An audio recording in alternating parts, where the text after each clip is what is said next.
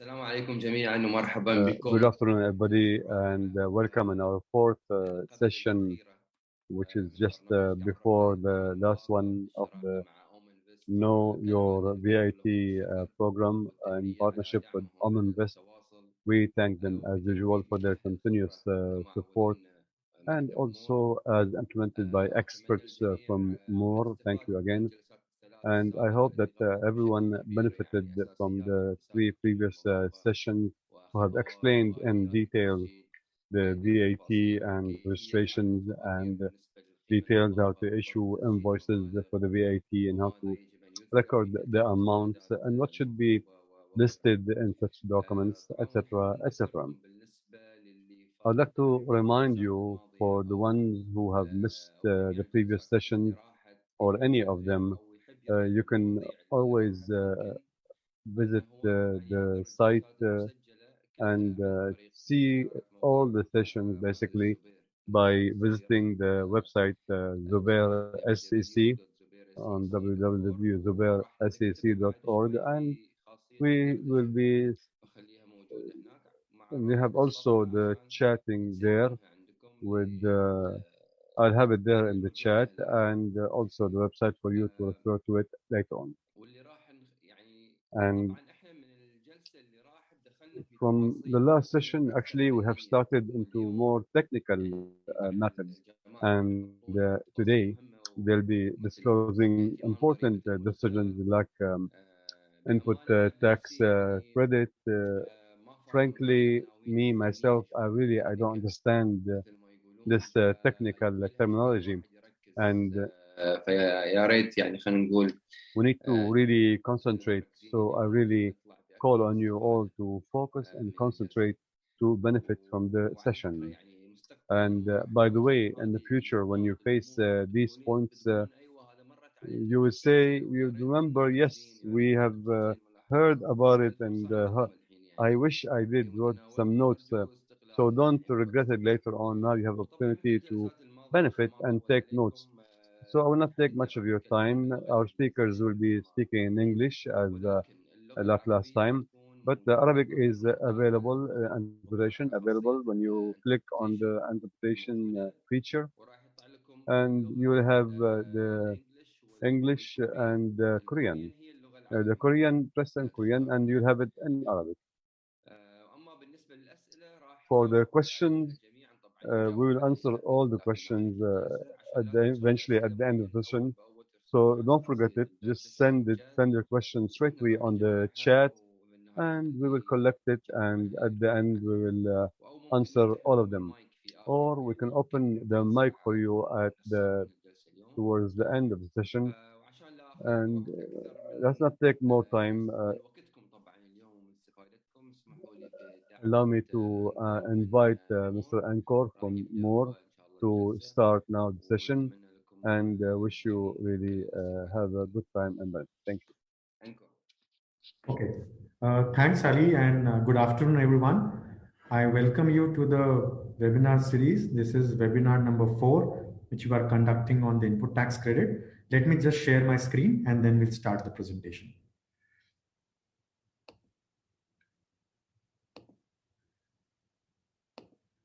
I hope the screen is visible to everyone.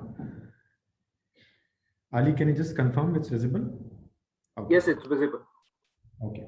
So thanks and welcome again, everyone. This is the 4th webinar which we are conducting in the series of webinar.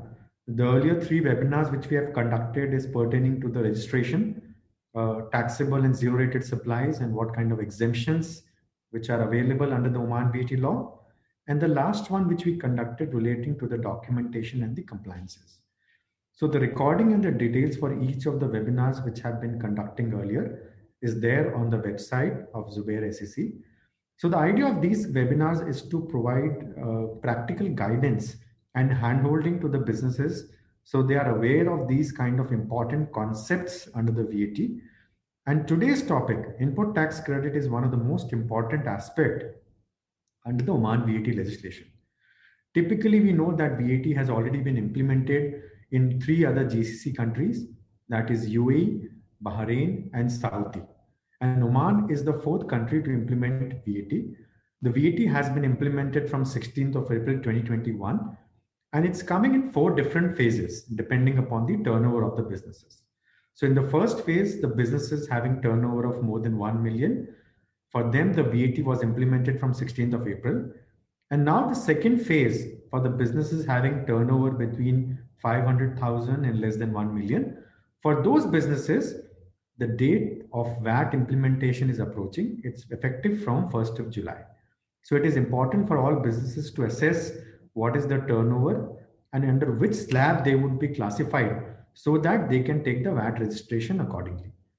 So taking forward the discussion, so as I just mentioned that the discussion of today is relating to the input tax credit under the Oman VAT law. So in this section, we'll discuss what is input tax credit, on what expenses as a business we can claim the input tax credit, what is the essence and concept of input tax credit. We have taken some practical examples as well. And just for the benefit of everyone, we have a dedicated question and answer session towards the end. So in case you have any issues, you need any clarification or any other aspect on which you need more clarity, I request everyone to keep making notes. And towards the end, once we complete the webinar, there would be a dedicated question and answer session where you will be happy to address any kind of issues and concerns which you have. So moving ahead and taking forward the discussion. So this is the agenda for today's discussion. These are the important aspects which we are going to cover in the today's webinar. It would have a snapshot or a kind of a quick glimpse in terms of what is input tax credit. What are the perquisites or in terms of prerequisites to claim the input tax credit? And what are some of the restrictions which are there, that is expenses on which you cannot claim the credit? Similarly, what happens to input tax credit under the reverse charge mechanism? So in earlier webinar, we discussed the concept of reverse charge mechanism and how does the input tax credit would work under the concept of reverse charge mechanism. The next aspect is apportionment, because it may happen that some businesses may have taxable as well as exempt supplies, which are not subject to VAT. So in such cases, whether full credit is available, how do you apportion the credit, would also be covered in today's webinar. And the last part in terms of what are the other practical aspects which your businesses should be aware of while taking a call in terms of availment of input tax credit. So taking forward the discussion, a quick snapshot, what is input tax credit? Now, when we start discussion relating to input tax credit, the most important question arises is that what is the meaning of the term input tax credit? Now, I want to reiterate that input tax credit is one of the most important pillar on which the entire Oman VAT legislation is based on. Now, what is input tax credit? If we quickly see the definition which is there under the Oman VAT law, there are two important concepts. One is input tax and second is input tax credit. Now, what do you mean by input tax? Now, law simply says that input tax is basically the VAT which is borne or which is paid by a business in Oman in respect of whatever goods and services are supplied to him.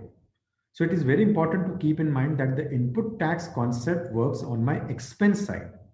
So whatever goods and services I am procuring or it is being supplied by the vendor to me, whatever VAT is being charged on those expenses on my purchases, that is called the input tax. Similarly, if I am importing any goods and services from outside Oman, it may be physical import of goods or it may be import of services, wherein I am making the payment to an overseas service provider. So in all those cases, there is a concept of reverse charge which becomes applicable. So input tax covers both these aspects. It covers whatever VAT I am paying to my vendor on procurement of goods and services. And secondly, whatever VAT is being borne by me or paid on any import of goods and services from outside Oman, that also gets classified as an input tax. Now, what do you mean by the concept of output tax and input tax? So we discussed in the earlier webinar that VAT is a consumption-based tax and it is paid and collected at each supply chain. What do I mean by consumption-based tax is that, suppose if I'm a businessman in Oman, I'm selling goods to a wholesaler Wholesaler is further selling it to retailers, and the retailers would be finally selling it to the end consumer. Now, in the entire chain of this transaction, the person who is selling to the wholesaler would pay a VAT. When wholesaler is making a sale to the retailer, they would also charge a VAT, and they would claim the credit of the VAT which they have paid to me as a business or the supplier. Similarly, when the retailer is making a sale of goods to the end consumer, they would also be charging a 5% VAT.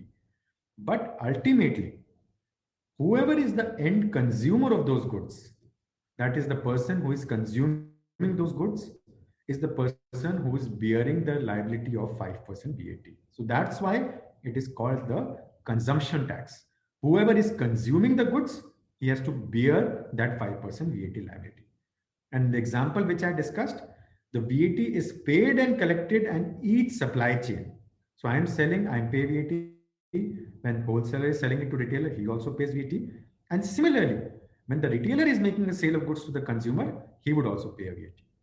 Now, there are two important concepts or the fundamental aspect relating to VAT. What are those two important aspects which every businessman should be aware of who is dealing with the VAT? And these terms are very important because tomorrow when you take a VAT registration, file the VAT return, and have an interaction with the tax authorities, it is these terms would be very frequently used in any kind of discussion. So what are those terms? First is output tax. Now, what is output tax? Output tax is basically whatever VAT I collect when I raise an invoice to my customer. It is on my revenue side. Whatever invoice I'm raising on my customer and I charge a 5% VAT, that is called the output tax. And what is input tax we just discussed? It is basically a VAT which I pay to my vendor on my expenses, on my purchase of goods and services. So output tax is on the revenue side and input tax is on the expense side. These are the two most important and more frequently used terms under the VAT legislation. Now, we discuss what is output tax, what is input tax. Now, what is input tax credit? So as we discussed that the VAT which I pay on procurement of goods and services, that is called an input tax. But when I get eligibility to claim the credit of that 5% VAT which I have paid to my vendor, it gets converted into an input tax credit. So input tax credit in essence is a VAT which I pay on purchase of goods and services and which I can claim a credit and utilize against my any output VAT liability. That is called the input tax credit. I'll take a simple example and based on that, I think the things would be more clear and it would be easy to understand. Now I've taken a simple example. In this case, there is a vendor located in Oman. He is raising an invoice on the taxable person or the business operating in Oman. He raised the invoice for OMR 100. Under the VAT regime, on the invoice, he would be charging a 5% VAT. And the invoice which would be issued would be for OMR 105. Now, subsequently, when the taxable person is raising the invoice to the customer, assuming there is a profit margin of 20%, so 100 is the cost price and 20% is the profit margin. So when taxable person would be raising an invoice on the customer, he would be raising the invoice for 120. And on that 120, he would be again charging a 5% VAT, which is OMR 6. So in this example, OMR 6, which I'm collecting from my customer, is the output tax. And OMR 5, which I have paid to my vendor, is the input tax. Now, in this example, what is input tax credit is OMR 5, because this is the tax which I have paid to my vendor on procurement of goods and services. And ultimately, this credit of 5, I would be utilizing in payment of my output tax liability of OMR 6. So ultimately, in a sense, whenever I am filing my VAT return after the end of the quarter with the tax authorities, what I have to do is that I have to compute what is my total output tax, that is OMR 6. I reduce my input tax credit of OMR 5 and balance OMR 1 I will pay in cash to the government. So what is my liability? It is total output tax reduced by the total input tax credit, and the balance has to be deposited with the government in cash. This is the whole concept or the fundamental aspect relating to the mechanism of VAT.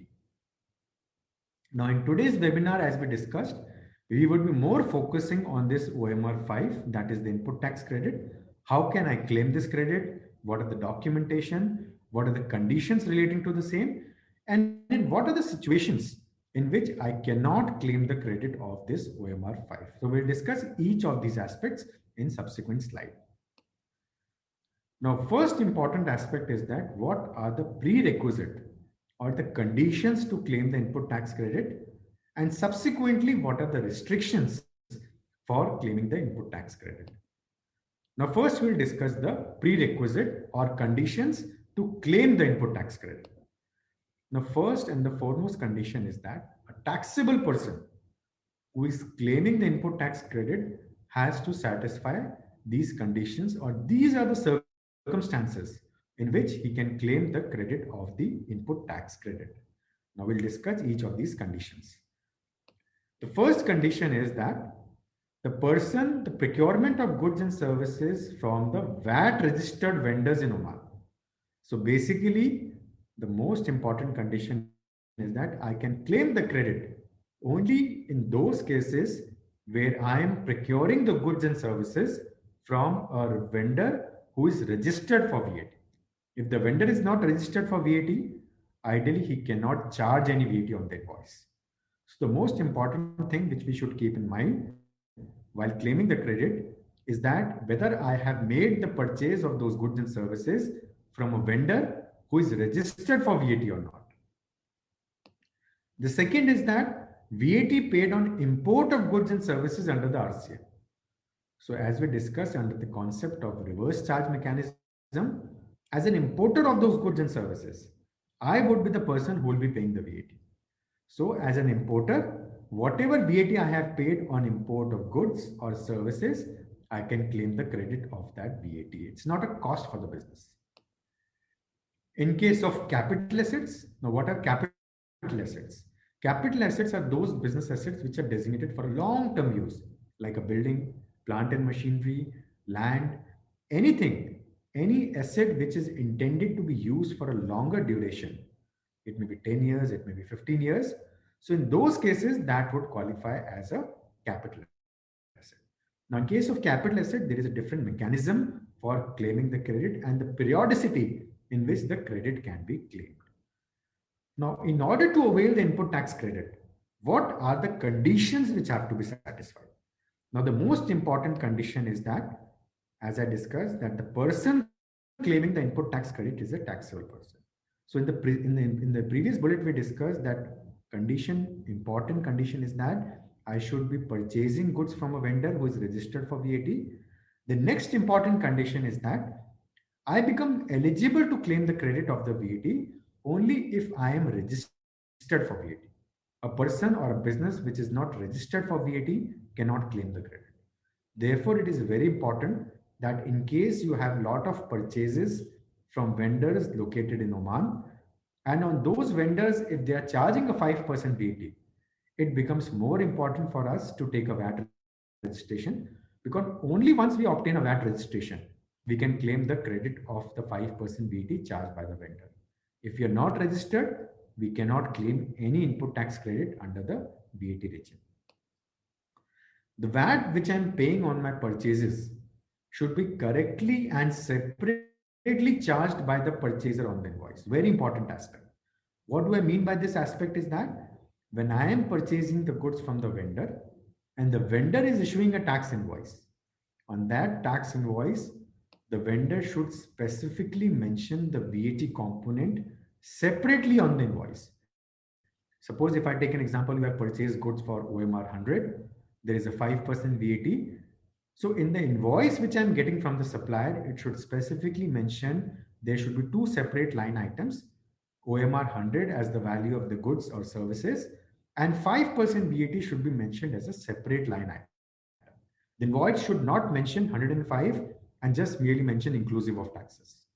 we have to make sure that whatever invoice I'm getting from the vendor, the 5% VAT is separately mentioned as a separate line item on that invoice. Goods and services should be used for making a taxable supply. It's a very important aspect. What do I mean by this issue is that whatever expenses or whatever goods and services which as a business we are purchasing, I can claim the credit only if those goods and services are used for making a supply or it is used in the course of business. In case it is used for any private purposes or a personal use, then input tax credit cannot be claimed. And taxable supplies, we all know, including zero rated supplies. What are zero rated supplies? Like export of goods.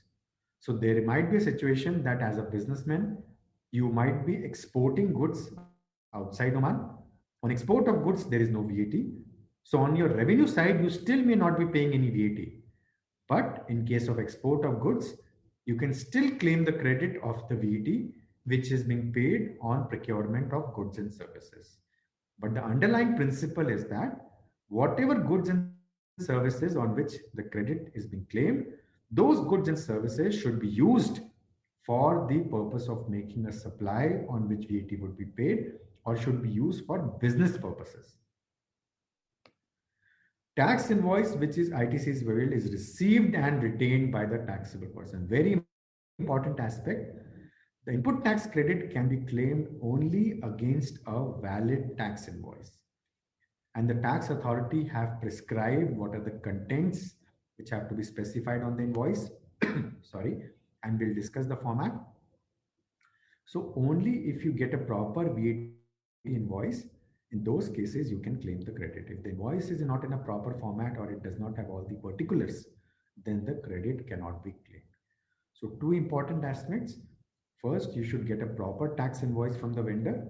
And second, the tax invoice should also be retained in your records. We have experienced that 2 years, 3 years down the line, when the VAT audit or the assessment happens, at that point in time, the tax authorities would ask for the copies of the invoices on which you have claimed the credit. So it is not a situation that you simply claim a credit in one tax period and destroy that invoice or do not keep a record of that invoice. As per the Oman VAT law, all the invoices and documentation have to be maintained for a period of 10 years, which is a very substantial amount of time period. Therefore, we need to make sure that there is a proper mechanism in place to ensure that not only we receive a proper tax invoice from the vendor, but there is also a mechanism to appropriately retain the copies of those invoices in your records, because it will be required during the course of assessment and audit, which may happen 2 years, 3 years, or even after 5 years. So very important to keep a track and record of all these tax invoices in your records. Now, what are the documents required to claim the input tax credit? First and foremost, the most important is the original tax invoice. So original tax invoice, and there is a prescribed format, the contents which should be specified in the tax invoice. And in the last webinar, we had a detailed discussion in terms of what are the contents which should be specified in the tax invoice, what is the draft format or illustrative format, and what precautions should be taken into consideration while getting a tax invoice. So we have to make sure that whatever expenses on which we are claiming the input tax credit, it is the original tax invoice which are issued by the supplier and not a kind of a scanned copy or a photocopy. It should be an original tax invoice. Documents proving the import and the payment of any import VAT. Now we all know that in case of import of goods, the liability to pay VAT is on the importer.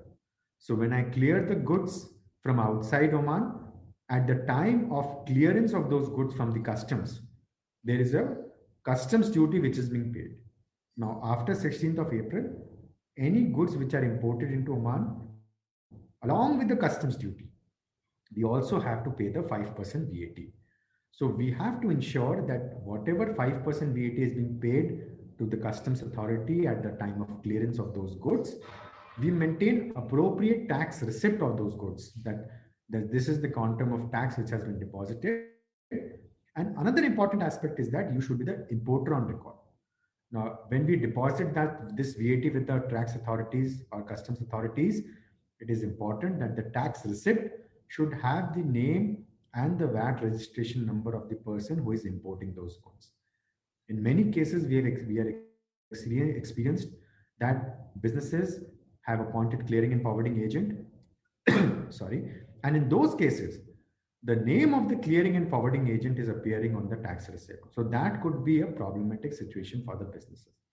Therefore, it is important that all the documents relating to the custom clearance, including the tax receipt by virtue of which the customs duty and the VAT has been paid, all those documents are appropriately retained, because based on those documents only, the credit of the VAT paid on import can be claimed.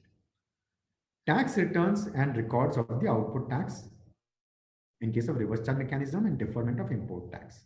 Now, in case of import of goods, it is not only the payment of the VAT, the tax receipt, even the copies of the tax returns under which the reverse charge mechanism has been disclosed, those have to be appropriately retained for your records to establish that these transactions are duly reported in the VAT returns. So this is an additional requirement specifically in the context of import of goods as well as services.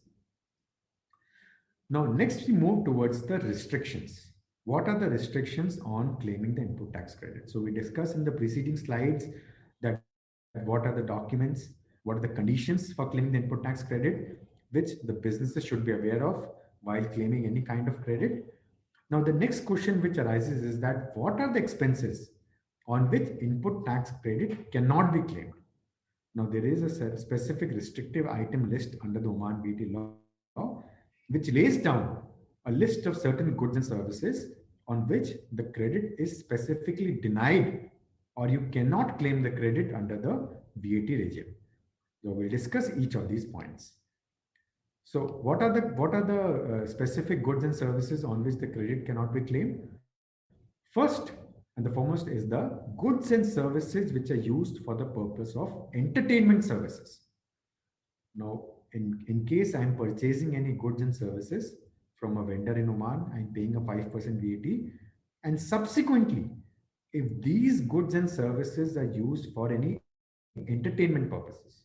So if you recollect that in the preceding slide, we discussed that one of the very important condition for claiming the input tax credit is that the goods and services should be used for making a taxable supplies or for business purposes.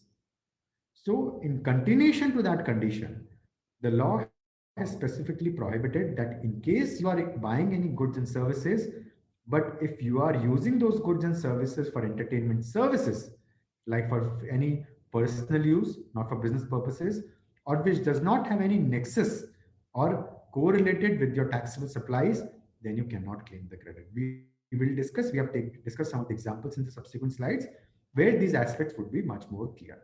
But we have to keep in mind that if you're using it for entertainment or for any personal use, then input tax credit cannot be claimed. Now, the next restriction is the motor vehicle. Now, if there is a motor vehicle which has a seating capacity of 10 people, including the driver, and related goods and services for that motor vehicle which are used for personal use.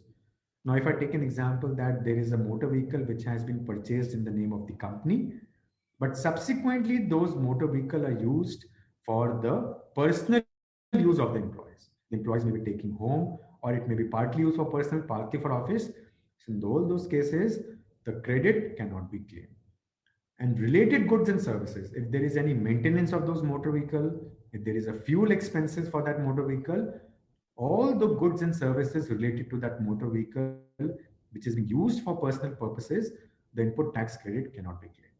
I'll take you another very practical example. Now in UAE, when we were doing any kind of VAT implementation and assisting the clients, there is also a similar restriction under the UAE VAT law. In those cases, the government has specifically clarified that in case the motor vehicle is purchased in the name of the company and issued to the employees for the official purposes, but even if the employee is taking that vehicle to his home after closure of the office hours, in those cases also you cannot claim the credit of the motor vehicle. So this provision has to be interpreted in a very strict sense. So what precaution we have to keep in mind is that in case there is any motor vehicle in the name of the business or in the name of the company, and there are any input tax credit pertaining to that motor vehicle, it may be repair, maintenance, fuel, or even purchasing that motor vehicle. But if that motor vehicle is even partly used for personal purposes, even 5%, 10%, there is no percentage prescribed. But the objective is that even if it is partly used for personal purposes, input tax credit cannot be claimed. Now, this restriction of not claiming the input tax credit is not applicable in cases where the vehicle is used for rental or leasing purposes or used for emergency purposes. Now, what do I mean by this restriction is that if the company has purchased any motor vehicle and subsequently that motor vehicle is leased out to a third customer. So the company is engaged in the business of leasing of cars. So there, this restriction is not applicable, and whatever expenses are incurred pertaining to that motor vehicle, the company can still claim the input tax credit. And again, the fundamental concept and the principle remains the same, that if I am purchasing any motor vehicle or if I'm incurring any expenses relating to a motor vehicle, and if that vehicle is used for any taxable supplies, like for leasing purposes or for the rental, on which I would be paying a VAT, then I would be eligible to claim the credit. Another important aspect is that in case there is any vehicle like an ambulance, which is used for emergency purposes, there this restriction is not applicable. And whatever VAT is being paid, we can still claim the input tax credit pertaining to those emergency vehicles. So there, this restriction is not applicable. Now, the third condition is provision of food and beverage catering services. Now, again, it's a very, very wide restriction which has been prescribed under the law. So it specifically mentions that any kind of food, beverage, or catering services, the credit is specifically denied. So if I'm ordering any food for employees in the office or providing any catering services to the employee, in all those cases, the credit cannot be claimed. This is a specific restriction under the Oman VAT law. Again, there is no clarity as of now that to what extent the definition of food and beverages should be interpreted. But considering the provision under the Oman VAT law, it is advisable that in case there is any VAT which is being paid on procurement of food, beverage, or any other catering activity, and which that food is being consumed by the employees or any management, there ideally on a conservative basis, we should not claim the credit unless there is more clarity on this aspect by the Oman tax authorities. In above restriction which we just discussed, these restrictions would not be applicable if these goods and services are subsequently supplied. So what do I mean by this provision is that suppose if as a company, I have purchased certain food on which I have paid a VAT and subsequently I am supplying those food to the employee and charging a consideration against those supply of food. So in those cases, I can still claim the credit. So the condition is that the restriction is applicable only in those cases where you are not subsequently supplying these goods and services to a third customer or to an employee or any other person. If you are supplying these goods and services subsequently to a customer, then you can still claim the credit. Again, I would like to emphasize on the fact that the principle remains the same, because when you are supplying to the customer, you will pay a VAT. Therefore, as long as the VAT is being paid on supply of these goods and services subsequently, the input tax credit can be claimed by the business. Now, another important aspect which we also discussed in the last webinar, that there are certain restrictions for a business in certain cases where the goods get destroyed or they're expired or they're lost or there is a damage or a theft of those goods. So suppose if I take an example, the company has purchased certain goods and services, and those goods, while they were in the stock or in the premises of the company, those goods gets lost or damaged, or these are expired, cannot be further used, or there is a theft. So in such cases, I cannot make a resale of those goods.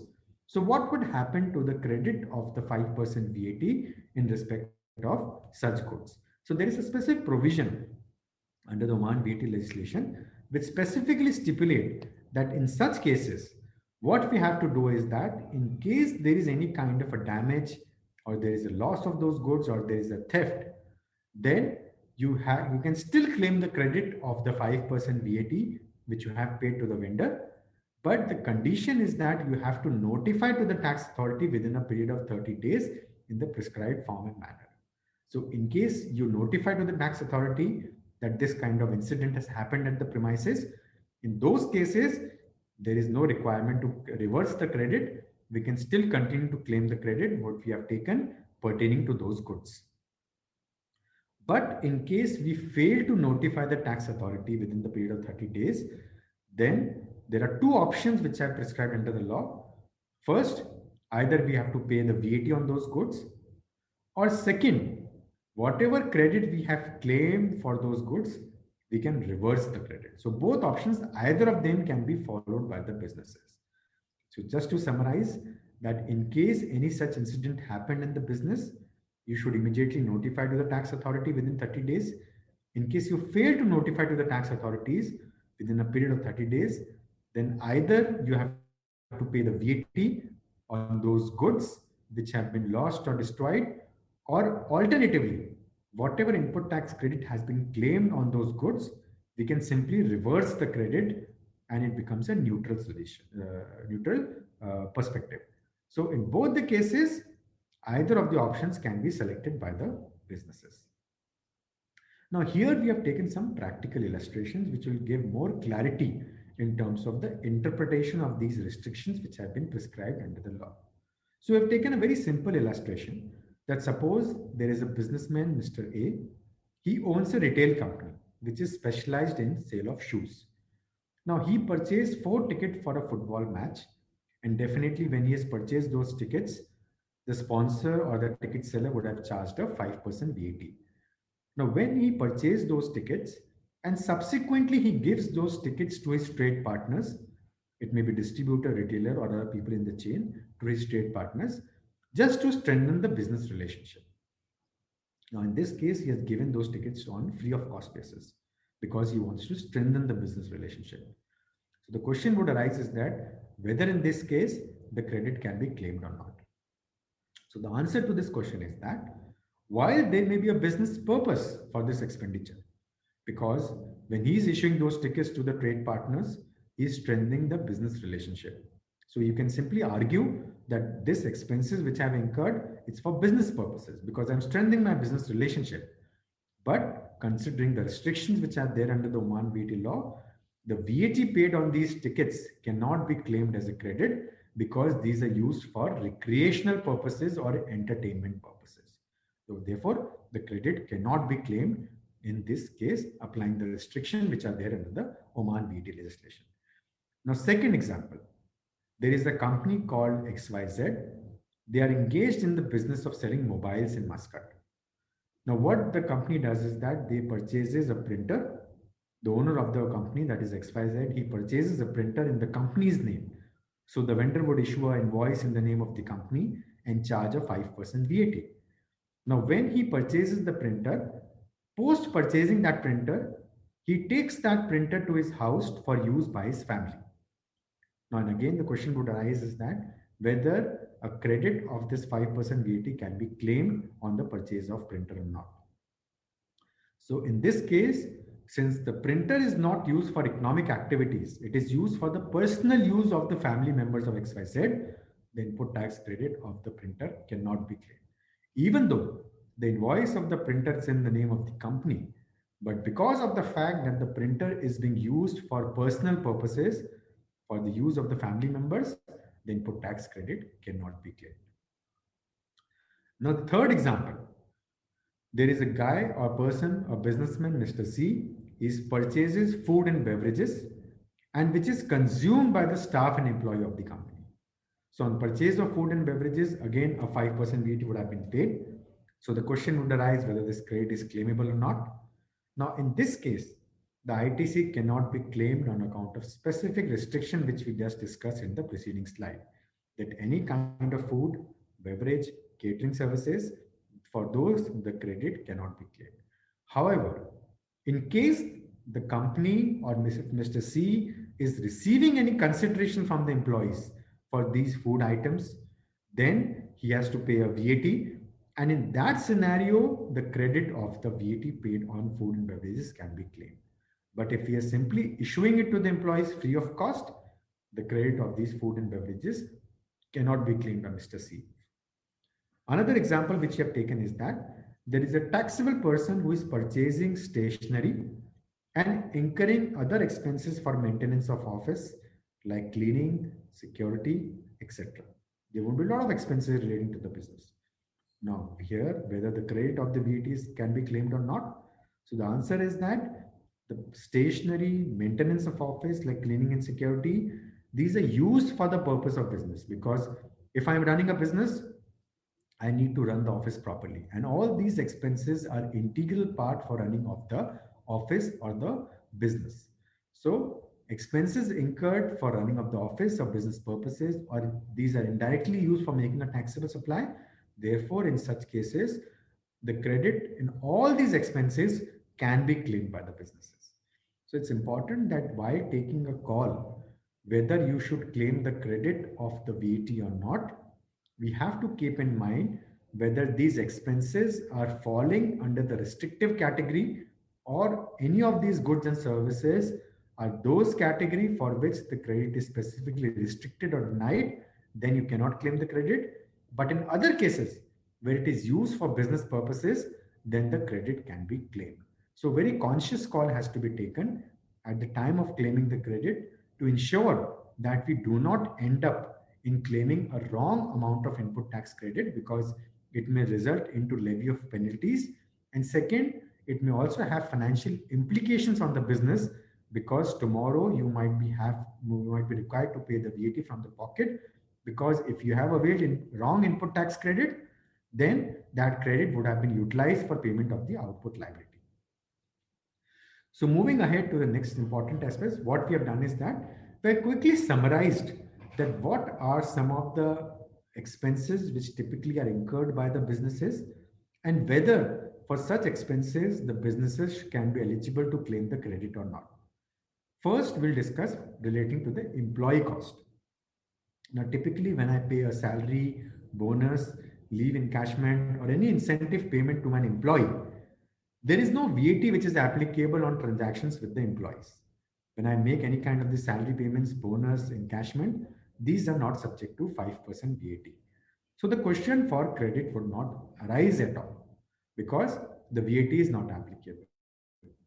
The question of input tax credit arises only in those cases where a 5% VAT is charged by the vendor on sale of those goods and services to the businesses. The second kind of expense is the staff annual party. Now I'm organizing an annual party for the staff or the employees. In such cases, whatever VAT I pay to the caterer or the event management company, in all those cases, the credit cannot be claimed, because it is used for the entertainment or recreation of the employees. So credit would not be available in such a scenario. Electricity, water, telephone bills for the commercial building, for the office which I'm using, whatever electricity bill I'm getting, whatever telephone bill I'm getting, mobile phones, in all those cases, the credit can be claimed if the invoice is in the name of the business. But here we also need to keep in mind, specifically in the context of mobiles, even if the mobiles are being received in the name of the business, we have to make sure that the mobiles are used solely for the business purposes. If partly the mobiles are also used for personal calls of the employee, there is a deduction which is being made from the employee, there could be a potential VAT liability arising on that salary deduction. So make sure that whatever telephone, mobile bills, you get a tax invoice in the name of the company. And secondly, it should also be used for business purposes solely, not used for personal purposes. In case I'm giving any residential accommodation to the employee, then there is no question of credit, because VAT is not applicable on the leasing of the residential property. So the question of credit would not apply, because VAT is not applicable on such transactions. Government related charges like a municipal tax, vehicle registration, visa fee, in all those cases, again, the question of credit would not arise, because all these are sovereign function of the government, on which ideally there would not be any VAT which would be applicable on these charges. So the question of credit would not arise. Repair and maintenance, if I'm incurring any repair and maintenance for plant and machinery office equipment, any other assets of the businesses, yes, we can claim the credit because it is used for the business purposes. Similarly, motor vehicle rental, which are being used for the office purposes, again, important condition. Then if it are having a seating capacity up to 10 driver, then we can still claim the credit. But here, an important aspect which we should keep in mind is that there should not be any possibility of using the motor vehicle for personal purposes. If it is so, should be solely used for business purposes, then only the input tax credit can be claimed. Some other expenses which could be relevant for the businesses, like the insurance. Life insurance, there is no VAT, it is exempt, so the question of credit would not arise. In case of medical insurance, if the medical insurance is for the employees, then it should be available. But ideally, if the medical insurance is in the name of the employees' family members or the dependents, then there could be a potential challenge in claiming the input tax credit. Courier charges like postage, any other stationery expenses, credit can be claimed because these are business expenses. Other administrative expenses like stationery, printing, photocopy, security, pest control. So all the administrative expenses which are pertaining to the business, there, yes, we can claim the credit because these are used for business purposes.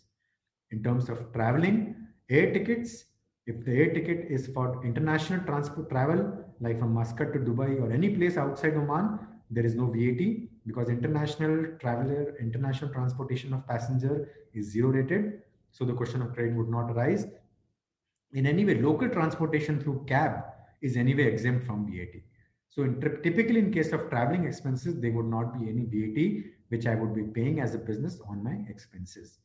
Any legal and documentation, legal fees which I'm paying to lawyers, court fees, agreement drafting or Emirates ID drafting, anything, if these are used for the business purposes, yes, we can claim the credit because these are solely for business purposes. But in case there are expenses relating to the pantry, like kitchen, food items, entertainment, for the lunch or any refreshment of the employees, in those cases, ideally we should not claim the credit, again on account of the fact that there is a specific restriction on these items under the Oman VAT law. So these were some of the typical and the most common expenses which are there in the businesses. And we have quickly summarized that applying the principles or the restrictions which are there under the Oman VAT law, whether the credit of these expenses can be claimed or not. Now, what are the cases for the reversal of input tax credit in case of deemed supply? Now, in the earlier webinar, we discussed that there is a concept of deemed supply. Now, in case of deemed supply of goods, what are the circumstances in which an activity can qualify as a deemed supply? Now, if I am purchasing any goods on which I have paid a VAT, and subsequently, if I'm using those goods for my personal purposes, or if I am using those goods for a non-taxable activity. Or the third condition could be that if I'm purchasing certain goods and I am giving those goods as a gift or a free sample to somebody, there is no VAT which I'm going to pay. Now, and the fourth situation is that if I completely close my business, so whatever stock of goods which is lying in my business. So in all these situations, the law specifically provide that even if there is no consideration which you are receiving from the customer because it is a gift, or you are not charging any consideration because it is being used for the personal purposes, the same example of printer which we discussed, that you purchased the printer and you used it for, you took it at home and it is being used by the family members. In all these cases, there is a requirement for reversal of the input tax credit because it qualifies as a deemed supply. Similarly, in case of supply of services, in case you have purchased certain services and you are using those services for personal purposes, like a mobile phone bill. If I'm getting a telephone bill in the name of the company and the phone is being used solely for private purposes of the employee or for the making personal calls, in those cases, these qualify as a deemed supply transactions, and in these cases, there would be a requirement for reversal of credit. Now, what we have to do in these cases? There are two options which have been provided under the law. In case you are undertaking any of these cases, then either you pay a VAT on these supplies, considering it is a deemed supply, and you can pay VAT on the cost price of these goods, or alternatively, you reverse the credit which you have already claimed for those goods. So both options are permissible. Either you can pay a VAT on those deemed supply from your own pocket, or secondly, you reverse the input tax credit which you have paid to your vendor on procurement of those goods and services. So we have to be very cautious of the fact that any businesses which are engaged in these kind of activities, giving something on free of cost as a gift or using it for private purposes or personal use, in all those cases, we have to be very careful while claiming the input tax credit, because there would be a requirement to reverse the input tax credit at a later stage once it is established that these goods are used for personal purposes and for non-taxable activity. Now, I'll just ask my colleague Gajinder to take over. He'll discuss in the subsequent slide that what is the concept of ITC under the reverse charge mechanism, and quickly towards the end, what are the other key important aspects relating to the input tax credit. Over to you, Gajinder. Thank you. Yeah. Thanks, Ankur. I'll share my screen.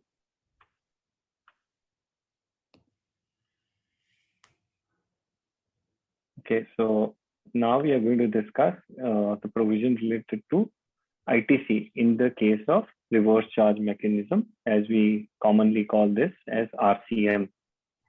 So what are the specific provisions related to claiming ITC for the tax paid, VAT paid under reverse charge mechanism? Let's have a look at the provisions. So under the Oman VAT law, as you know, on any import of goods as well as services, please remember goods as well as services which are not exempt zero rated in Oman, Oman VAT is liable to be paid. It's applicable on reverse charge mechanism. What is the concept? Now, if I purchase goods or services from within Oman, then the supplier will charge who is based in Oman. But what if I purchase these goods or services, procure them from anybody who is located outside Oman? If there is no VAT in such cases, then all the imports will be cheaper, and that will put the Oman businesses, Oman-based companies, people doing business in Oman at a disadvantage. So in order to bring parity between the supplies which are imported as well as between the supplies which are supplied within Oman, there is also tax VAT applicable on import.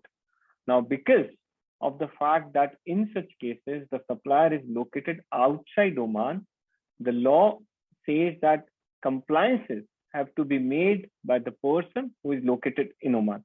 That is why we say reverse charge. Normally, it is the supplier, the person who sells the goods, the person who supplies the goods is liable to collect VAT from the purchaser and deposit with the government. But in such case, the purchaser instead of the supplier has to do the compliances, and that is why it is reverse charge.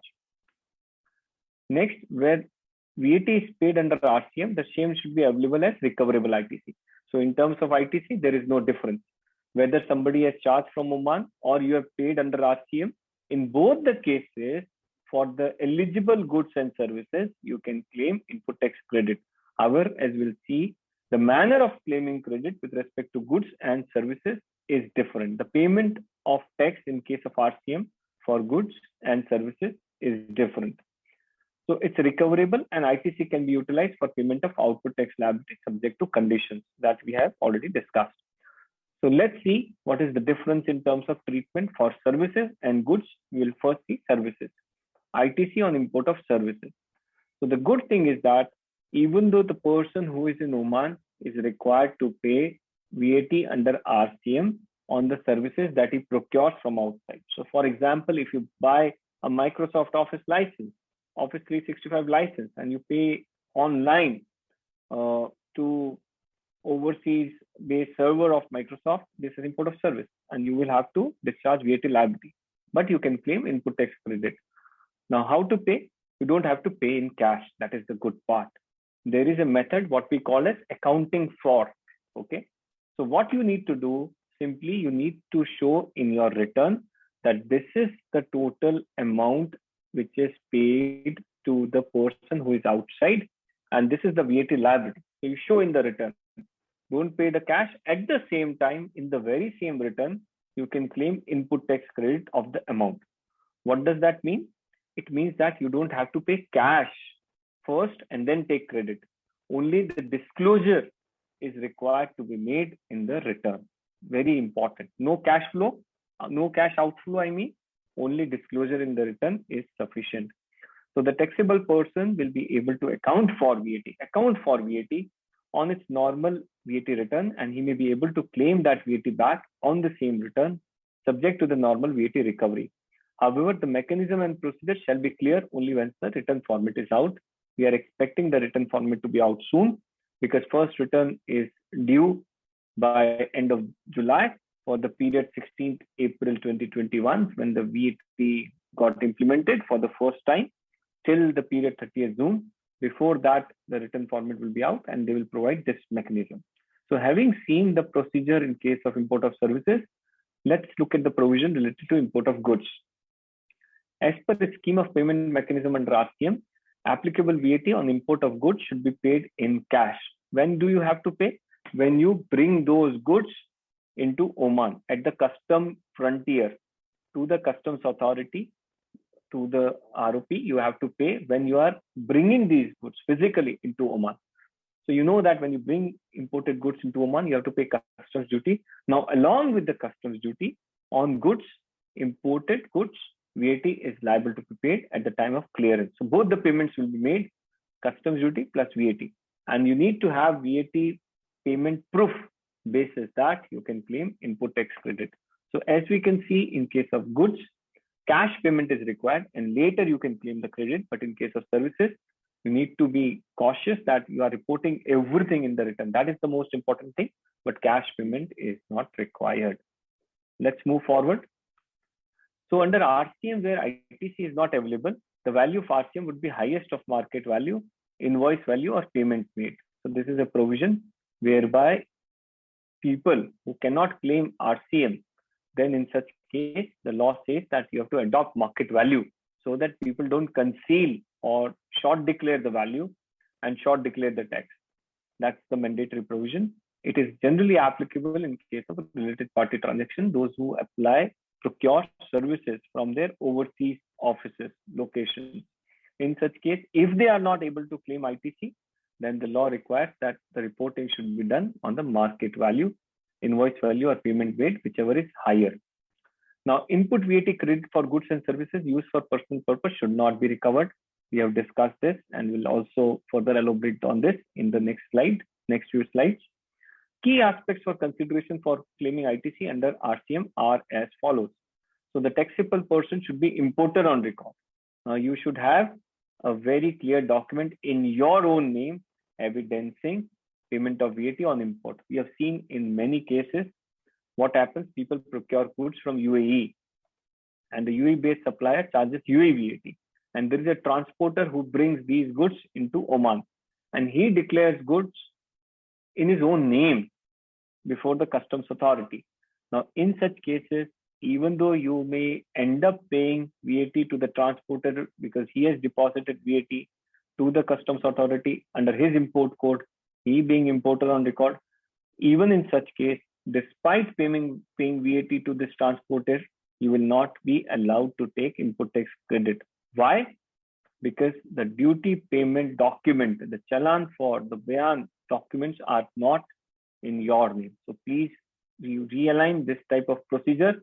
We recommend strongly that you discontinue this kind of practice and make sure that the transporter or whosoever person bringing the goods into Oman pays the duty in your name if you really want to claim input tax credit. Next, invoices from overseas supplier from which tax is payable under RCM should be endorsed by taxable person with requisite particular. Now, this is a peculiar requirement under Oman VAT law. When you receive invoice from the overseas supplier, you have to write on this invoice the tax is payable on RCM. You may create a stamp, rubber stamp, and put that stamp on the invoice. That is also good.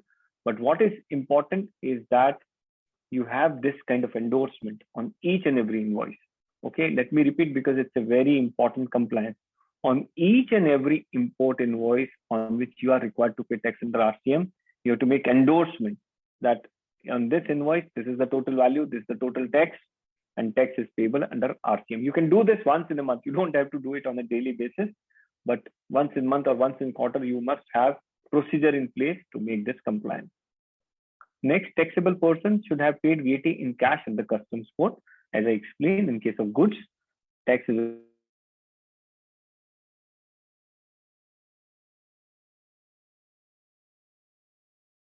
claim and justify and substantiate the input tax credit. Moving further, let's look at the provisions related to apportionment of ITC. Now, conceptually, let's understand the principle concept of apportionment of ITC. There can be a situation where a taxable person provides both taxable service and exempt services. For example, schools, educational institutions, some of their activities may be taxable, some of them may not be taxable, or there may be a large company engaged into several commercial activities having separate CR. Some of those activities may be exempt, some of them may not be exempt. Suppose an entity has got hospital and cinema hall. Cinema hall is taxable, hospital, most of the activities might be exempt. Now, in such cases, there is common ITC which is available. Okay, so there can be different scenarios. One ITC which is directly attributable to hospital. One ITC directly related to cinema. Suppose cinema building rental. Cinema is in a mall and rent is paid. It is directly attributable to the cinema. So what is directly attributable, you can take the credit, okay? Because you are providing taxable activity in cinema.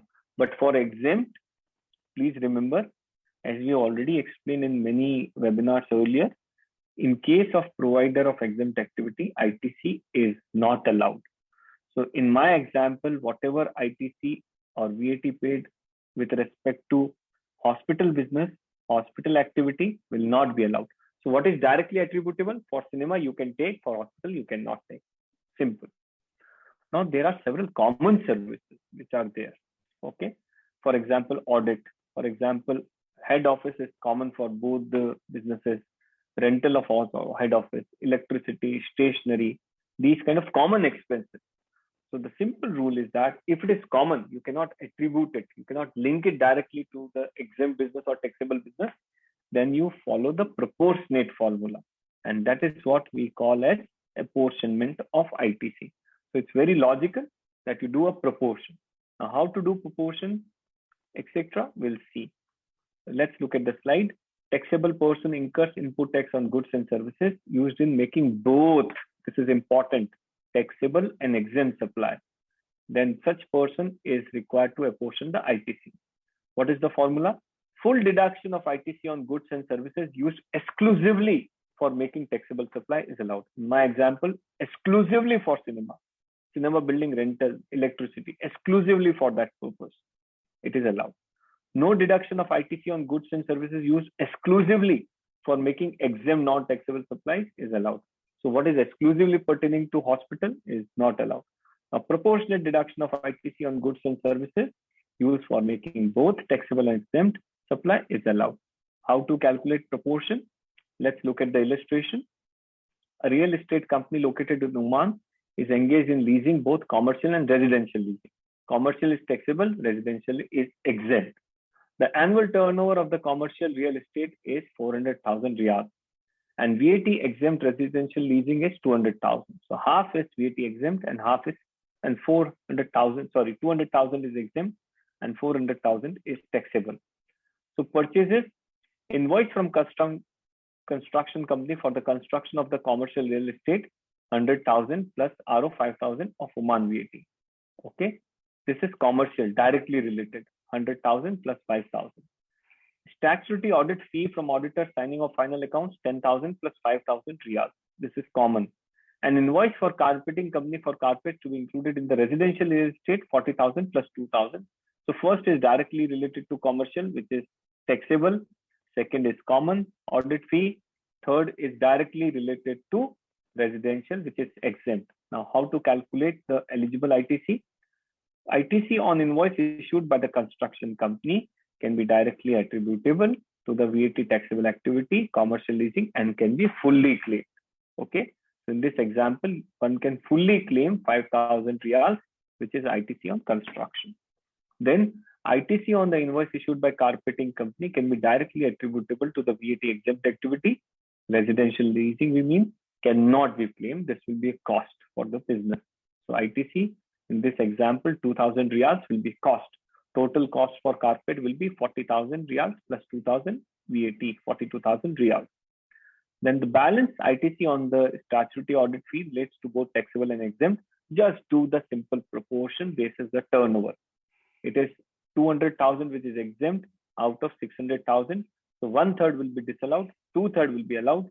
So eligible is 2/3 of 500, which is 333.3533 can be claimed as ITC. This is how we calculate the proportion for common expenses. So be careful when you provide both exempt and taxable. Whatever is common, you will have to disallow to the extent of proportion. And directly attributable to taxable, you can claim. Directly attributable to exempt, you cannot claim. Let's look at other key aspects related to ITC, some of the very practical issues which are there on a day-to-day basis. Now, it is very significant for people who are going to take registration in the second phase. Suppose you are going to take registration, let's say in the second phase or third phase or fourth phase, not in the first phase. So what might happen in these cases? You might have already paid VAT on purchase of goods, purchase of services prior to effective date of registration. So you are taking on 1st July, which is effective from 1st July. You might have already paid VAT on goods that you have imported, on services, telephone services, other services that you have availed. Now, how do you deal with those kind of VAT paid? Is that an expense, or there is some gateway to claim ITC on such expenses which are prior to registration? So the good thing is the law allows you to claim VAT to some extent, subject to some condition on these kind of expenses which are incurred prior to the effective date of registration. So let's look at those provisions. Taxable person may deduct the input tax incurred on the goods or services procured prior to effective date of VAT registration, subject to conditions. We'll see conditions separately for goods and services. For goods, first of all, we'll see goods. Taxable person purchases or imports goods within the period not exceeding 3 years, counting back from the effective date of registration. So for July, it will be certainly within 3 years because VAT law got triggered from 16 April. Suppose it is relevant, 3 years is relevant for those who take registration in 2025. So they can go back 3 years in that sense. But today, there is no problem. Everything will be within 3 years for all the remaining stages, stages 2, 3, and 4 for VAT implementation. Okay. Then for services, taxable person receives services within the period not exceeding 6 months. So you can claim credit only for the previous 6 months from the effective date of registration. Now for July, those who are taking registration from July, there is no problem because everything is within 6 months. But later on, those who are taking from October or January or April next year, they can go back only 6 months with respect to services. Okay. Now, these are the other requirements. Okay. So while you can have 30 days windows for goods and 3 years for 30 days windows for services, and 3 years for goods, I'll just come back. Then you can go and back and claim the credit. Now, very important thing for goods is that on the effective date of registration, you should still have the goods. Very relevant. So I'll give an example to explain this thing. Suppose you purchase certain goods in the month of May. Okay. On 1st May, you purchased, paid VAT, but then you sold those goods on 10th May. And then you are taking registration on 1st July. So because those goods are not available with you, you cannot take. But you purchase certain goods on 25th June and they are still lying in your stock as on 1st July. Then you can claim the credit. Or let's say you purchase a printer for office in the month of May and the printer is still available for use as on 1st July when you take the registration. Then yes, you can claim the credit. So that's how the rule stands for goods. But for services, any service which is prior to 6 months, within 6 months prior to registration, you can claim the input tax credit. Now, these are conditions. You cannot simply claim the credit. You have to file an application with the tax authority within 30 days of registration. So please bear in mind, if you take registration from 1st July, then by 30th July, you will have to file this application. Whenever your registration is effective, within 30 days, you will have to file this application. And then there is a long list of details you have to provide. I'm not getting into the list. What I'm trying to highlight is that you need to make this compliance. It's not automatic VAT eligibility that you will be entitled for, but you have to do this compliance, do the calculation and the compliance, and then yes, you will be able to claim the VAT credit for the expenses which are for the prior period, which are prior to the effective date of registration. Now let's look at the carry forward and refund of ITC. This is a very common issue which is asked in several webinars that we organize. We'll explain to you. And of course, if there are further remaining questions, we'll be happy to answer them. ITC can be claimed within a period of 3 years. So you received invoice today, but your accountant or you or somebody by chance placed that in a drawer and you forgot to claim ITC. Later on, you realize that, oh, this ITC was eligible. So law gives you 3 months period to claim the ITC. So invoice date is today. From that date, within 3 years, you can claim anytime. Now, this is a very long window, let me tell you. In UAE, we have got only a period from this return and next return. If you miss by that time, within 6 months, let's say, then you cannot claim. But in Oman, the provision is liberal. You've got 3 years to claim the ITC. In case of any goods and services on which ITC has been availed, are subsequently used for non-business purpose, the proportionate ITC should be reversed. For example, I run a restaurant and I purchased 20 kgs of wheat or any other item on which wheat is not subject to a VAT. Let's take an example of honey, which let's say is subject to ITC. I purchase that. Okay. And then I divert some quantity for my home personal purpose. If that happens, then I have to reverse the ITC, which I have diverted for non-business purposes. Even if I have donated it to somebody, let's say, for example, for understanding's sake, then also it's a non-business purpose. I will have to reverse the proportionate ITC. Or else, as Ankur explained in the previous slide, it can be treated as deemed supply. So even though I am not collecting any amount, I have to raise invoice and then I have an option to claim ITC. So either I reverse or I treat it as deemed supply, raise taxable invoice, and then pay VAT on that value. In case ITC is available in a tax period exceeds the tax payable, okay, now we are considering a scenario where I have more ITC than the payment. When can this happen? When I'm an exporter. Okay, I purchase goods from within Oman and then I export it outside Oman. I purchase paintings from within Oman and then I export painting outside Oman. Okay, so when I pay within tax within Oman, my export is zero rated in such case. It's zero rated because it's physical export of goods outside. But still, I'm incurring some VAT within Oman. What do I do with that VAT? I don't get an opportunity to recover this VAT, which I have paid on procurement from the output liability, because my output liability is zero rated. Okay, in such case, the good thing is that the law allows you to claim a refund of this ITC, which is getting accumulated. So what we mean to say is that in case ITC available in the tax period exceeds the tax payable, then you have two choices. Either you carry forward in the subsequent tax periods, and as we are going to see, you can carry it forward for unlimited period of time. ITC, once claimed, will never expire. Now, very important. What we have seen previously, first bullet point, you can claim ITC within 3 years. Okay. Once you have claimed ITC in your return, it is standing as input tax credit in your return, then you can carry it forward for n number of years. It will never get expired. It will never lapse. Okay. If you don't want to carry it forward, you don't foresee that I can recover it against output tax liability, then you can claim this as a refund from the tax authorities. So when the return form is going to be released, they will provide an option in the form whether you want to claim refund of the carried forward extra ITC that has got accumulated. So the taxable person may be allowed to claim ITC against its input VAT. The reporting VAT liability can be, if output VAT is more than input tax credit, you need to pay VAT to the government. What I've collected on my sale is more than what I have already paid on my purchases, expenses, etc. Then the balance I have to pay to the government. Okay, I'm an agent in VAT, unpaid agent of the government.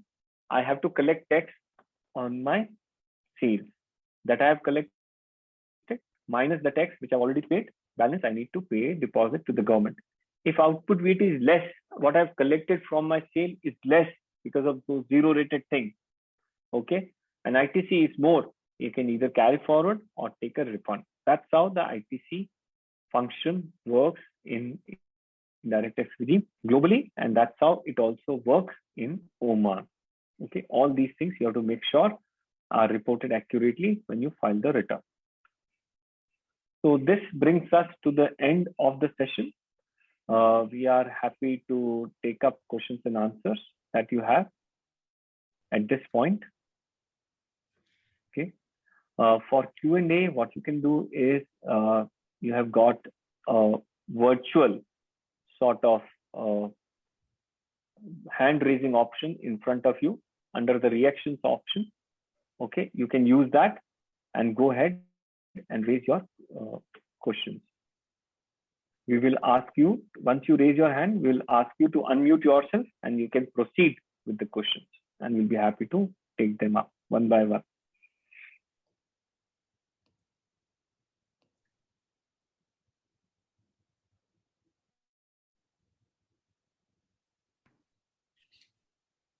So I believe all the questions in the chat has been addressed, right?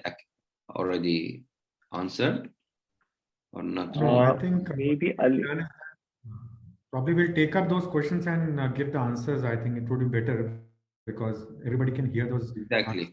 Yeah. Yeah. So these are mostly in English. Okay. So then we can take it up one by one.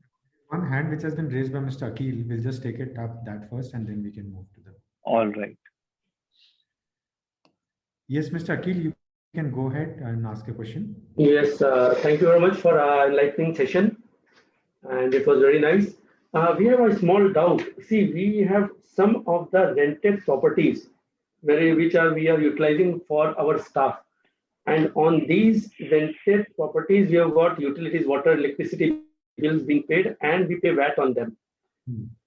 Problem is the bills don't come in our name. The bill comes in the name of the original landlord. Yeah. So, but we have our agreements available for the effective dates from when we have rented the property. Can we take a benefit of the VAT that we are paying on those utilities?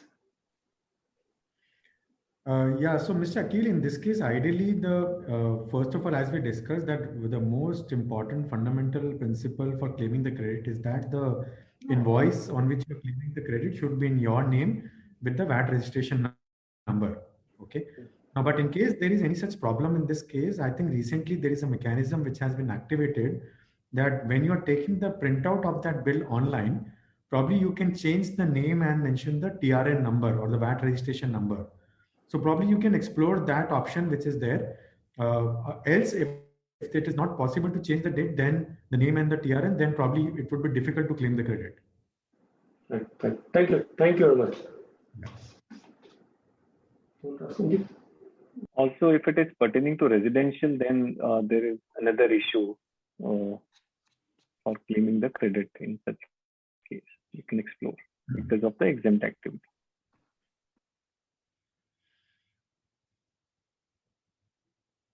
Okay.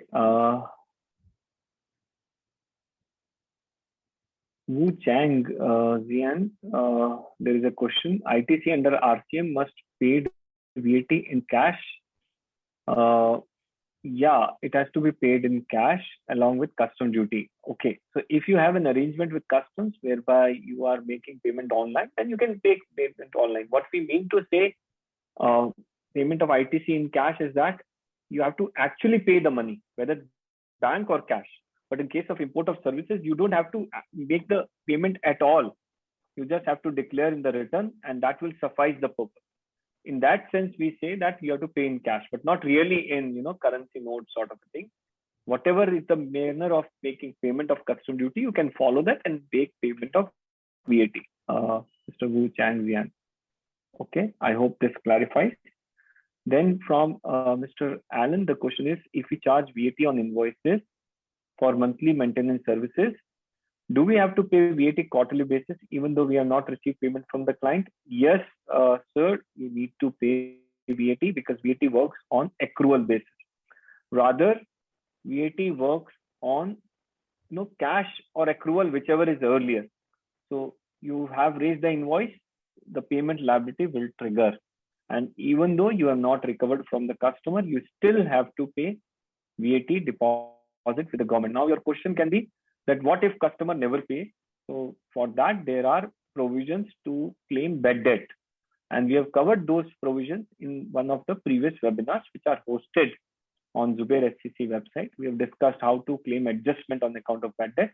We request you to please go through those webinars, and that will give you insight in just in case there are bad debts in future. But to answer your question, your immediate question, yes, you have to pay VAT irrespective of collection from your customer.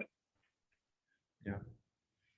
There are some questions in the chat box. I'll take some of those questions. Yes. So there is a question from Al Harib National Projects. The question is that we registered for VAT and we got a registration certificate. Now, in our experience, we are providing services to construction companies like erection, dismantling tower crane, and do monthly maintenance in this case.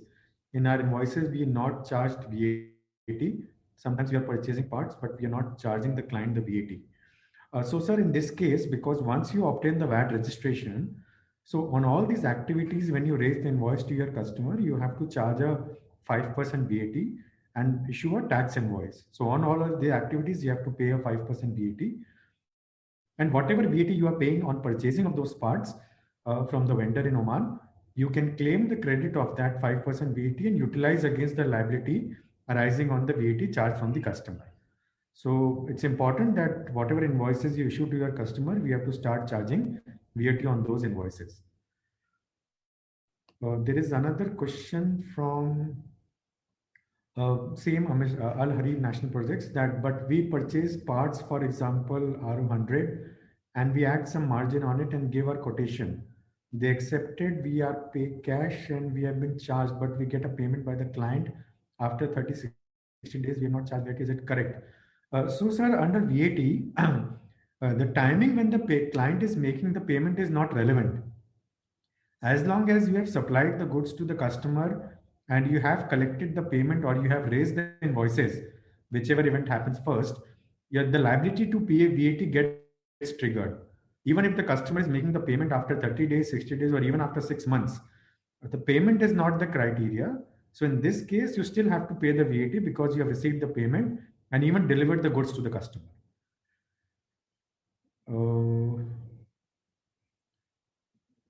There is a question from Mr. Annamalai that thanks for the presentation. Is the VAT return format released by the tax authority?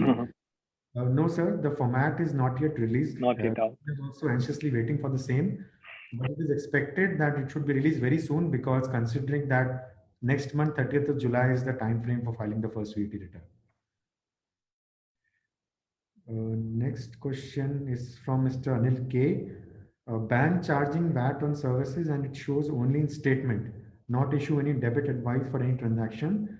Daily 5-6 transactions, can we claim ITC with statement? Because bank is not issuing invoices, any bank VAT advice. So Mr. Anil, in this case, we cannot claim the credit merely on the basis of a bank advice or a statement. We have to push the bank to issue the tax invoice because it's a mandatory requirement under the Oman VAT law. And even from the bank's perspective, in case they are not issuing a tax invoice, charging the 5% VAT separately, it is a non-compliance from their end as well. So to answer the question, we cannot claim the credit based on the advice statement or a debit advice. We have to ask the bank to issue a proper tax invoice in the name of the company. Then there is a question from Mr. Matthew. Can you elaborate on the input tax credit on capital goods, fixed assets purchased? So Mr. Matthew, there is a very detailed and elaborate procedure which has been prescribed for claiming the input tax credit on capital goods. I'll just try to quickly summarize, although there are multiple provisions relating to capital goods.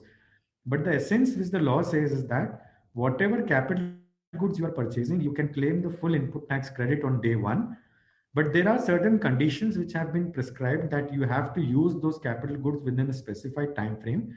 And before expiring of that time frame, if you dispose of those goods or start using it for non-commercial purposes, then probably you have to reverse the credit on a proportionate basis.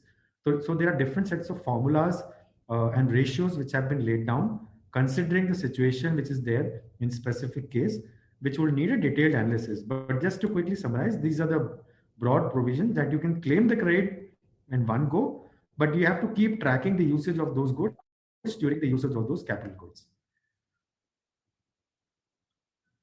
Next question is from Vidya regarding lease charges. So what we can do is that we can unmute you. You can unmute yourself and raise your question, because I think you want to. Yeah. Good evening. My name is Vaidya. I am from Assuring Insurance, actually. Yeah. Okay. Please go ahead. See, basically, we used to lease the vehicle as a part of employee benefits. Okay. In the sense, instead of purchasing the vehicle, we used to lease the vehicle and give it across to the employees. Of course, it's being used for personal as well as official purposes, but it is a part of employee benefits as mentioned in the employment contract. Under this particular scenario, it's a part of employment benefits. It's a cost to the company, whether they use it personally or officially. Irrespective of the usage, company is committed, will give a vehicle. Can we claim the VAT charged by the lease company as an input VAT? No, sir. The thing is that there are some clear restrictions. There are some clear items on which law has said that we will not allow input tax credit, irrespective of the fact that they might be used for business purposes. In that list, we have got entertainment expenses. Suppose I incur expenses on entertainment, let's say New Year party for employees. Yeah. It's a business purpose, but it's still law prohibits the input tax credit. Other items are vehicle having capacity of less than 10, let's say. If it is available for personal use, and all these vehicles are certainly available for personal use, so credit is not allowed. And similarly, on food items, it is not allowed. Now, this is not unique to Oman. It is also applicable in several jurisdictions, including GCC countries. So unfortunately, even though you're right, it is justified business expense. It is included in the compensation, in the salary benefit, etc. But it's still the cost has to be borne. I have one more question. Can I? I'll just say when if some amount is recovered from employees, just in case, then you can go ahead and claim the credit, because then it becomes output supply of vehicles. But I don't think which is very common in many cases. I have one more question. Can I, or you want me to wait? Yeah, please go ahead. We can then see, same way for this documentation purpose, we are an insurance brokers actually. So mainly if you see the income which is coming out of that commission part actually. In a month, if you take, there will be 600 to 1,000 documents from the insurance companies. Now under the given circumstances, being in all the companies become going on online and all these things, no one is we don't get the original documents, because getting a document from 16 to 20 insurance companies to the extent of 1,000 documents in a month, which yield something like 1,200 to practically getting the original document from the insurance company is very difficult actually. So the law allows you law allows somebody to raise electronic invoices. When we say electronic invoices, typically what we understand is that it should have digital signature, etc. So in such cases, if you have received in that manner, then it will suffice the purpose, because you have the original, just like carrying the digital signature, etc. It will serve the purpose. And also, in some cases, one can raise monthly invoices. There are those kind of provisions. So while we recognize that if they issue only physical invoice, then it's a problem, then you don't have a choice, but then you can ask them to resort to, and they will also resort to, because if it is a problem for them, you are only one of the, intermediary. There will be several, and they might be having more problem in issuing the invoice. Handling it, because it is also mandatory for them. Otherwise, they'll be non-compliant. So they should be more worried, and that will also in the process resolve your problem. Okay. Thanks a lot. All right, sir. So we'll move to the next question under the chat box. The question is from Mr. Raj.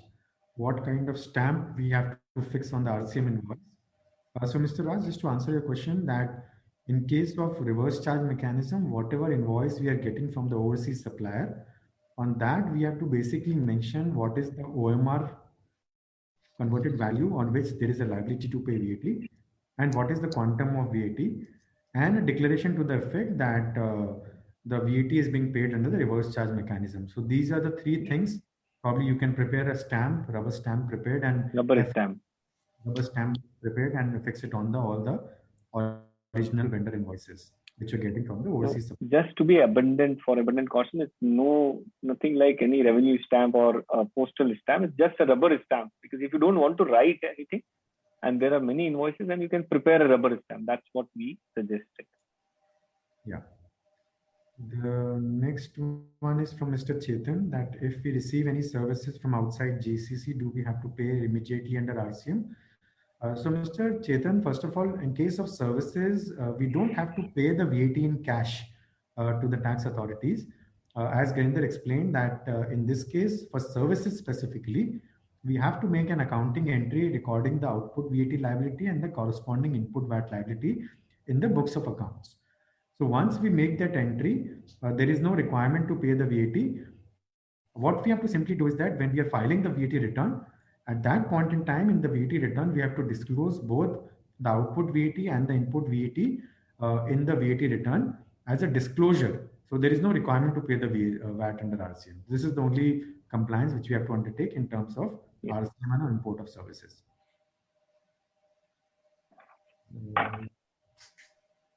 Next is from Mr. Vinod. Vehicle purchase for employee of the company, and vehicle is used both for personal and business purposes. Can we take the credit? So Mr. Vinod, as we just discussed and Garinder explained, that in case you have purchasing vehicle and if it is used both for personal and official purposes, then ideally we cannot claim the credit. Yeah. There was one more from Mr. Abhinav saying that unregistered vendor purchase, do we need to pay RCM to claim ITC? If the unregistered vendor is in Oman, you don't have to worry, Mr. Abhinav. There is no compliance requirement. Only when you purchase from somebody outside Oman, then you have to pay under RCM. Within Oman, it's not your problem. It is the burden of compliance burden is on the supplier. If he is not charging, then you cannot be held responsible. You don't have to do anything in this respect. Yeah. Then there is the next question from Mr. A.V. Manohar. Input tax credit, I understand, can be carried forward only for 3 years. Thereafter, we have to make a special application to the tax authority and get a permission to carry forward further. Please clarify this matter. I think Mr. Garinder specifically mentioned that there is a time limit for claiming the refund, which has been specifically stipulated under the law. The law does not specifically provides that you have to get a permission if you want to carry it forward, but definitely for the refund, you have to apply. You cannot apply once the 3 years have expired. Yeah, so Mr. Manoj, just to clarify, when we said 3 years, it is the period for claiming the credit. So suppose you received invoice today, you have to report in your return that this is my ITC. If you have not reported in the return for this quarter, law allows you to report it within 3 years from this date. Okay, in that sense, we said, once you report in the return, you can carry it forward without any embargo, without any sunset. It will never lapse. You can keep carrying it forward for unlimited period.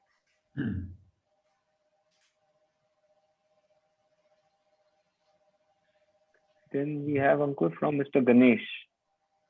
Whether we need to keep the original bill of entry or copies of BOE is enough for imported goods to claim the input tax credit.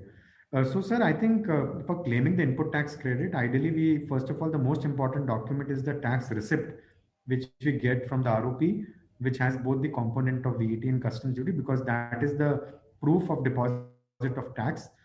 In terms of bill of entry, the law does not specifically mandate keeping the original copy of bill of entries. And I think even if you keep the copies, that should be sufficient, because this is a government document.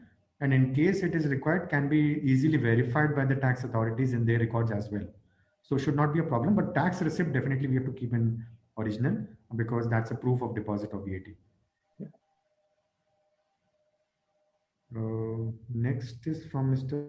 Vinod. Again, it's material purchased and used for capital assets. Can we claim the credit?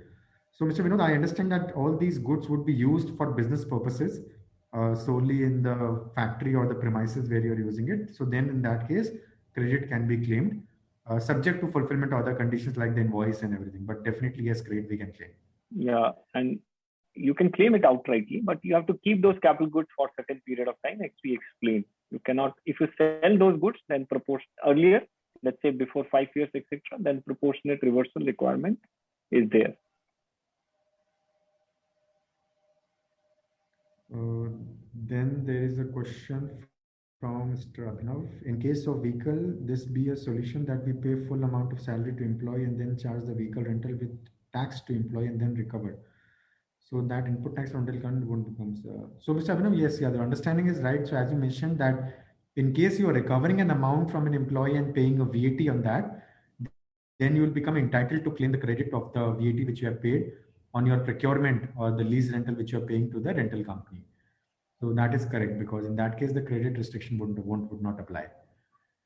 At the end of the day, it is the same thing, because then employee will have to bear the cost. You have to be mindful, because then you will charge on your invoice and employees will have to bear the cost. So either company bears or employee bears, it's the same thing commercially from VAT perspective.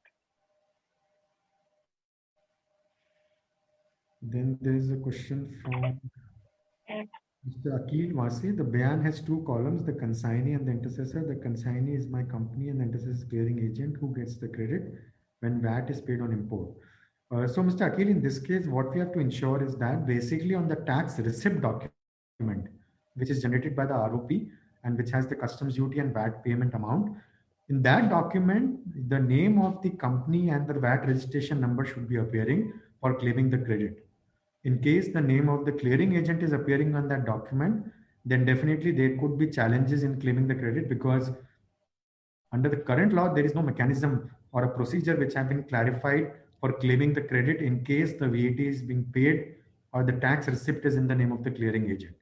So we have to make sure that on the tax receipt document, the name of the company and the VAT registration number is mentioned for claiming the credit. Next question is from Anil K. Anil K. We are doing monthly maintenance services and raising invoices in month end.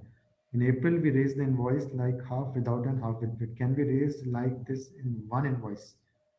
So, Mr. Anil, ideally, see, you can do this thing, but from a practical standpoint, we suggest that because under the VAT, when you are recovering the VAT component, there is a requirement to raise a proper tax invoice mentioning all the particulars.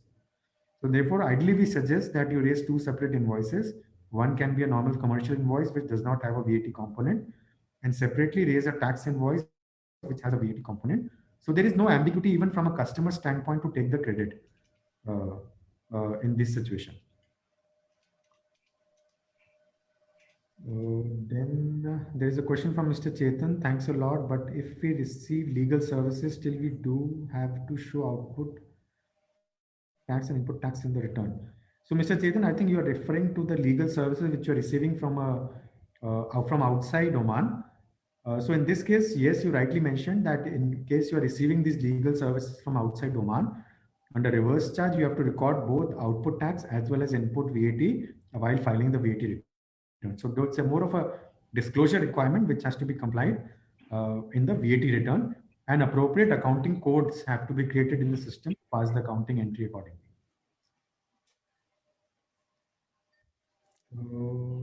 Next question is, if we purchase material for free zone customer, can we claim the input tax credit? Yes, sir. In case you are purchasing any material and thereafter you are subsequently supplying to a customer in the free zone, which is zero rated, you can still claim the credit. And utilize against any other liability in your business. And in case there is an accumulated credit, you can either carry it forward or claim the refund. So yes, the credit can be claimed in this situation. The next question is from Mr. Vinod regarding damaged stock write-off. We have to report the tax liability authority in 30 days if there is any time period to keep that stock for verification. So, Mr. Vinod, there is no time limit for keeping the stock for verification as specifically mentioned in the law. But the idea is that once we file an intimation to the tax authorities within 30 days, ideally the intent is that tax authorities will come for some kind of an inspection. So at least it is important that till the time you get some kind of a communication from the tax authority that they are coming or they've approved it, at least at that point in time, you should keep that stock for verification so that there are no challenges in claiming the credit. Next is Mr. Avinash. Is there any option to avoid paying tax at the right of import if we link the VAT number with the company's import license? And the second is, in case of booking import purchase, do we have to consider the rate of exchange as per the bill of entry? So Mr. Avinash, on the first point, like UAE, as you mentioned, that where we link the VAT number and the custom number, you don't have to pay the VAT in cash. Unfortunately, in Oman, there is no such provision. The only provision under the Oman is that there is a deferral mechanism that you can approach to the tax authorities for seeking a deferment of payment of VAT. And then that has to be applied specifically on case-to-case basis 1 month prior to the consignment landing into Oman.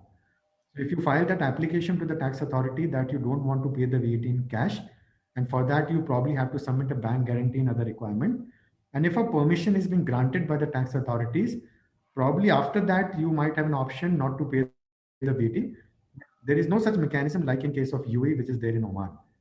Probably as we move down the line after some months, once the systems are aligned and there are a lot of clarifications and more clarity on these aspects, probably the government may come out with a mechanism. But currently there is no such mechanism unless you go for the deferral scheme, which has been stipulated. And the second point is that in case of booking import purchase, do we have to consider the rate of exchange as per the bill of entry? So Mr. Avinash, ideally, as per the VAT law, it should be the rate of exchange as per the central bank. It should be the average rate of buying and selling. But from a practical standpoint, what we have seen that while filing the bill of entry, the customs is using a completely different rate, which may not be aligned with the central bank. And on that basis, they are computing the customs duty and the VAT. Probably till the point there is no clarity, ideally we have to live with it. And because it's a government document and the VAT's customs is being computed by the tax authority itself. So probably at that point in time, ideally we should make sure that whatever purchases we are recording in the books of account, it should reconcile with the bill of entry on which we have paid the VAT. But probably as we move along, as we mentioned, that once the things are more clear and the department systems are aligned, probably at that point in time, while filing the bill of entry itself, the government would also start using the average rate. And probably that would make the life much easier because the rates would be aligned in the bayan as bill of entry as well as the books of accounts. Then there is a question from Mr. Chetan. Thanks a lot. Can we use input tax credit on specified tax? I think he means simplified, I guess. Yes, you can claim. Yes, you can. I think he means simplified, not specified. So yeah. In case there are questions to be asked in Arabic, we have translate facility, as Mr. Ali has pointed out. You can do that as well. As of now, we don't have any further questions. So over to you, Ali, for taking this discussion forward. Okay, so we have covered, I think, all the questions in the chat, but I will speak a little bit in Arabic for whom would like to maybe have further questions.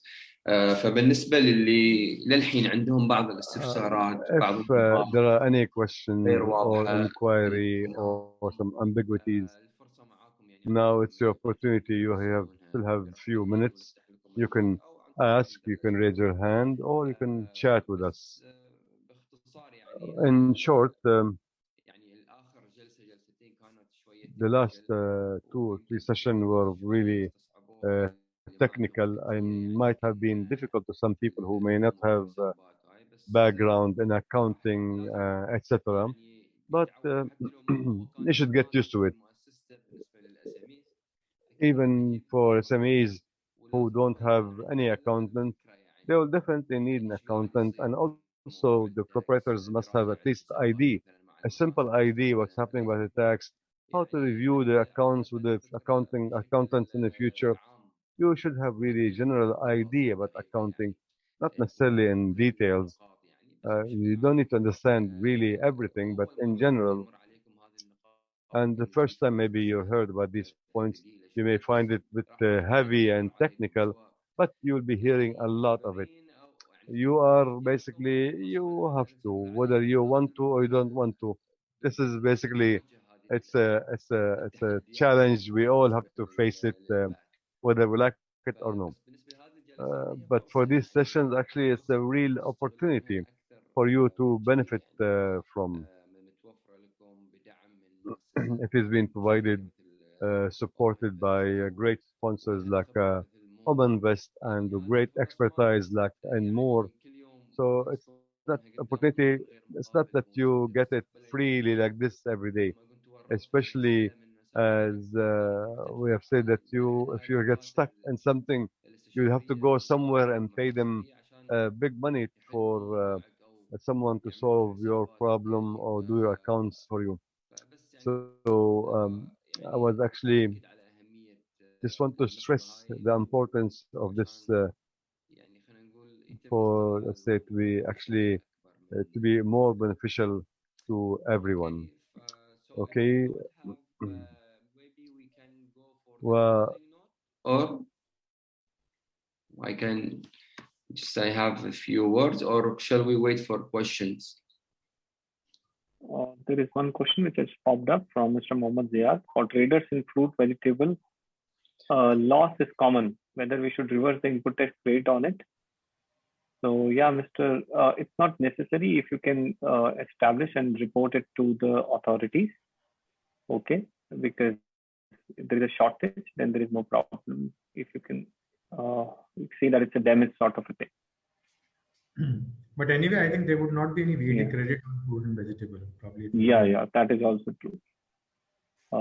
Most of the fruit vegetable, there is no VAT because there's zero rated. So ideally, this will not be a big matter of concern for you, Mr. Zayed.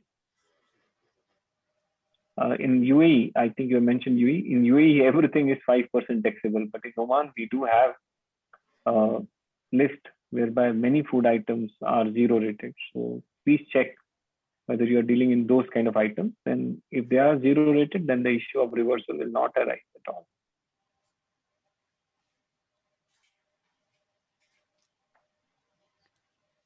Okay, then if there is no any further questions, or shall we wait? And what do you say, Gajendra? If there are further questions, then we'll be happy to respond now, or somebody can write to us, or we have one more webinar. So yeah, okay. So I will then issues on a regular basis. So yeah. Okay. So I'll speak in Arabic. Excuse me, Gajendra. في النهاية يعني. Okay. In conclusion, we are now about to be 5 o'clock. Thank you all for your concern, your participation, and Naomi, on your behalf, to thanks more experts for their efforts and for being patient with our questions. Also, with Dr. Tony, the interpreter, for the interpretation from always behind the scene, and the Zubair team. Also, thank you very much, as organizers and many people who contribute to the success, especially our main partner and supporter, Oman Invest.